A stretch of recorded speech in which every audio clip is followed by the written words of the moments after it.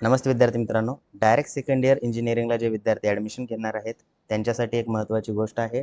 बघा, तुमची जी डेट आहे कशाची प्रोव्हिजनल मेरिट लिस्टची ती आज होती 8 ऑगस्टला, बट ती डेट एक्सटेंड झालेली आहे, 11 ऑगस्टला गेलेली आहे. त्याच्यामुळे पुढचं शेड्यूल जे आहे फायनल मेरिट लिस्टचं ग्रेव्हियन्सचं ते पण चेंज झालेलं आहे आणि तुमचं डायरेक्ट सेकंड इयरचं पूर्ण कॅपचं शेड्यूल जे आहे ते आता डिस्प्ले झालेलं आहे. याची PDF मी व्हॉट्सअपच्या ग्रुपवरती टाकलेली आहे. तुम्हाला पाहिजे असेल तर त्या ठिकाणी व्हॉट्सअपचा ग्रुप जॉईन करू शकता. त्याची लिंक डिस्क्रिप्शन बॉक्समध्ये आहे. ठीक आहे. आता बघूया आपण की तुमची जी डेट आहे पूर्ण शेड्यूल कसं आहे. इम्पॉर्टंट डेटमध्ये जर तुम्ही गेले डायरेक्टली साईटवरती जरी इम्पॉर्टंट डेटवरती तुम्ही क्लिक केलं तर या ठिकाणी दिसून येईल. तुमची प्रोव्हिजनल मेरिट लिस्ट लागणार आहे 11 ऑगस्टला. त्यानंतर 12, 13, 14 या 3 दिवसामध्ये तुम्हाला ग्रेव्हियन्स सबमिट करायचं आहे. ग्रेव्हियन्स म्हणजे काय, तर तुमच्या फॉर्ममध्ये ज्या काही त्रुटी आहेत, ज्या काही प्रॉब्लेम आहेत ते तुम्ही याच्यामध्ये सॉल्व्ह करू शकता. जर तुमच्याकडनं एखादी मिस्टेक झालेली असेल, मार्क इनकरेक्ट झालेले असतील, नावामध्ये बदल असेल किंवा रिसिप्ट अपलोड केलेली असेल, त्याला ओरिजिनल अपलोड करायचं असेल, तर या सगळ्या गोष्टी तुम्ही या ग्रेव्हियन्स पिरियडमध्ये करू शकता. त्यानंतर 15 ऑगस्टला तुमची फायनल मेरिट लिस्ट लागणार आहे. ठीक आहे.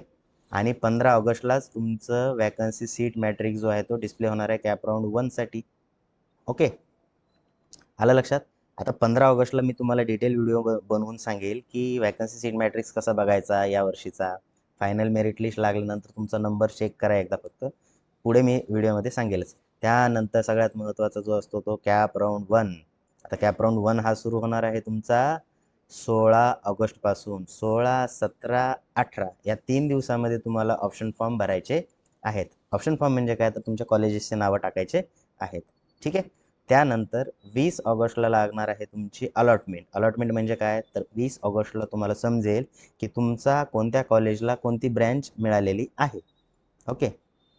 त्यानंतर पुढे करायचं काय आहे, तर 21 ऑगस्ट ते 23 ऑगस्टच्या दरम्यान 21, 22, 23 3 दिवसामध्ये तुम्हाला सीट ॲक्सेप्टन्स करायचं आहे. सीट ॲक्सेप्टन्स म्हणजे काय, तर तुम्हाला ते कॉलेज पाहिजे असेल तर फ्रीज करायचं, नसेल पाहिजे पुढचा राऊंड करायचा असेल नॉट फ्रीज करायचं. याच्यावरती आपण डिटेल व्हिडिओ बनवूया. आणि 3 दिवसामध्येच तुम्हाला काय करायचं आहे, जर तुम्ही फ्रीज केलं तर कॉलेजला जाऊन रिपोर्टिंग करायची आहे आणि कॉलेजमध्ये तुमची ॲडमिशन कन्फर्म करायची आहे. ठीक आहे. त्याच्यानंतर सुरू होतो आपला कॅप राऊंड 2. कॅप राऊंड 1मध्ये ज्याचा नंबर लागला नाही किंवा ज्यांनी बेटरमेंट केलेलं आहे असे विद्यार्थी कॅप राऊंड 2मध्ये भाग घेऊ शकतात. 24 ऑगस्टला त्याची वॅकन्सी रिपोर्ट डिस्प्ले होईल. म्हणजे वॅकन्सी काय, तर कोणत्या कॉलेजला कोणत्या ब्रँचसाठी किती जागा शिल्लक आहेत, कोणत्या कास्टसाठी. त्यानंतर परत कॅप राऊंड 1 भरायचा, ऑप्शन फॉर्म भरायचं. ऑप्शन फॉर्म 2 25, 26, 27 3 दिवसामध्ये. नंतर 29ला लागेल तुमची अलॉटमेंट.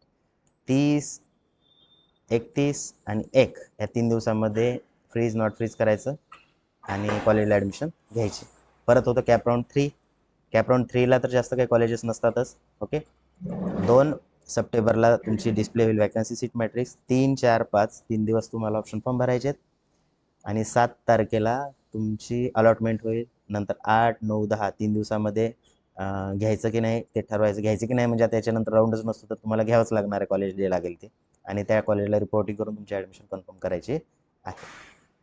ठीक आहे. आता हे झालं पूर्ण कॉलेजेसचं शेड्यूल. याच्यानंतर कॅप राऊंड 3 झाल्यानंतर पण काही मुलं असे असतात की त्यांचा नंबर लागत नाही. मग त्यांनी काय करायचं, तर कॉलेज लेवलचे राऊंड करायचे. ठीक आहे. कॉलेज लेवलचे राऊंड म्हणजे काय असतं, तर त्याच्यामध्ये बघा मॅनेजमेंटचा कोटा जो म्हणतो आपण, तर ते असतं. त्यांना काहीच स्कॉलरशिप वगैरे भेटत नाही.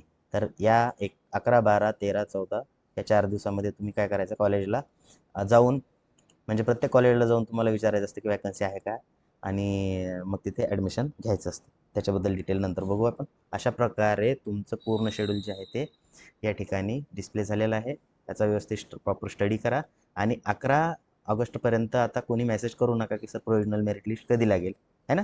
जर तुमच्या मनामध्ये काही डाऊट असेल तर तुम्ही कमेंट बॉक्समध्ये मेन्शन करू शकता, है ना. तुम्हाला पूर्ण सहकार्य करण्यात येईल. भेटूया आपण नेक्स्ट व्हिडिओमध्ये. थँक्यू.